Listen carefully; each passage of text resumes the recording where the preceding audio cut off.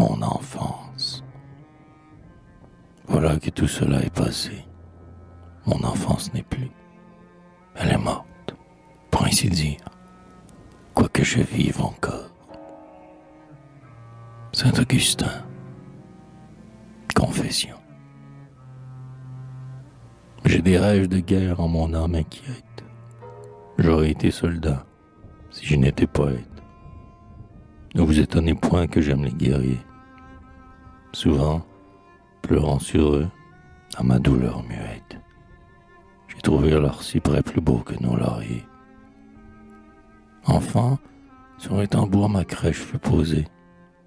Dans un casque pour moi l'eau sainte fut puisée.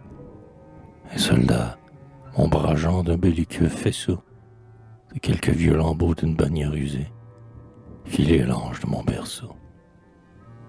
Parmi les chars poudreux, les armes éclatantes, une muse des camps m'emporta sous les tentes. Je dormis sur l'affût des canons meurtriers. J'aimais les fiers coursiers aux crinières flottantes et les prangs froissant les roues qui triaient. J'aimais les forts tenants aux abords difficiles, le glaive nu des chefs guidant les rangs dociles, la vedette perdue en un bois isolé, et les vieux bataillons qui passaient dans les villes avec un drapeau mutilé. Mon envie admirait et le hussard rapide, parant de gerbes d'or sa poitrine intrépide, et le panache blanc des agiles lanciers, et les dragons, mêlant sur leur casque gipide le poil taché du tigre au crin noir des coursiers. Et j'accusais mon âge, dans une ombre obscure, grandir, vivre, laisser refroidir sans murmure tout ce sang jeune et pur, bouillant chez mes pareils, qui dans un noir combat sur l'acier d'une armure coulerait à flots si vermeils.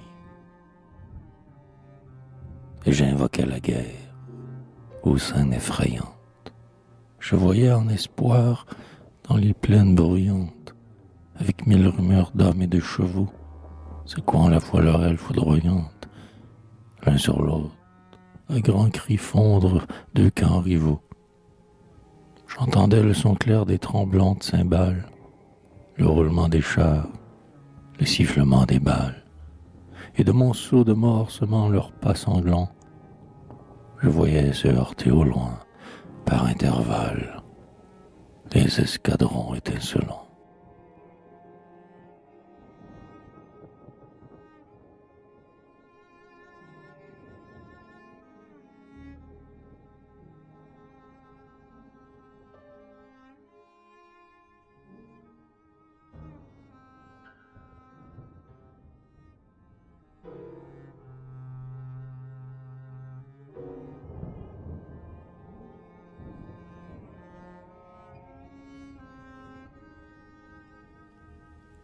Avec nos camps vainqueurs, dans l'Europe asservie, gérés, je parcourus la terre avant la vie. Et, tout enfant encore, les vieillards recueillis m'écoutaient racontant d'une bouche ravie mes jours si peu nombreux et déjà si remplis. Je dis ce peuple vaincu, je passais sans défense, et leur respect craintif étonnait mon enfance. Dans l'âge où l'on est plein, je semblais protégé. Quand je balbutiais le nom chéri de France, je faisais pâlir l'étranger. J'ai visité cette île en noir débris féconde.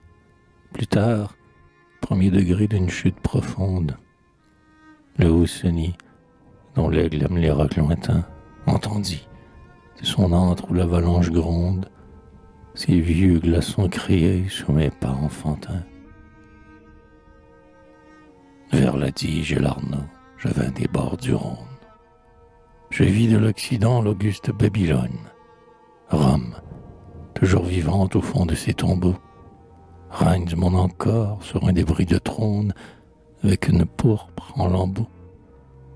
Puis Turin, puis Florence, au plaisir toujours prête, Naples, au bord embaumé où le printemps s'arrête et que Vésuve en feu couvre d'un dais brûlant.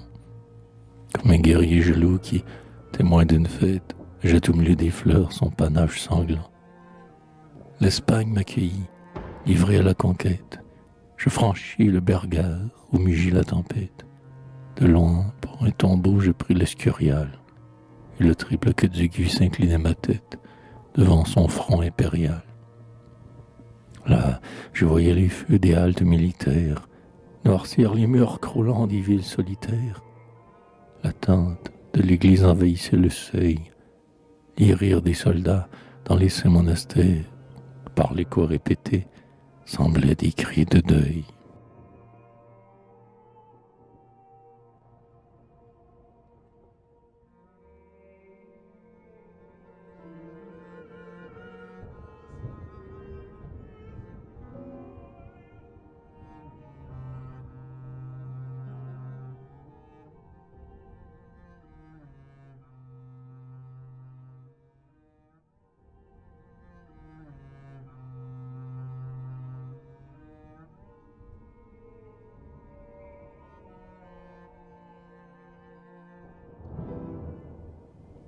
Je revins, rapportant de mes courses lointaines, comme un vague faisceau de lueur incertaine.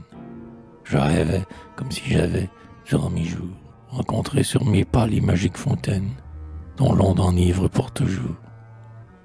L'Espagne me montrait ses couvents, ses bastilles, Burgos, sa cathédrale aux gothiques aiguilles, Iran, ses toits en bois, Vitoria, ses tours.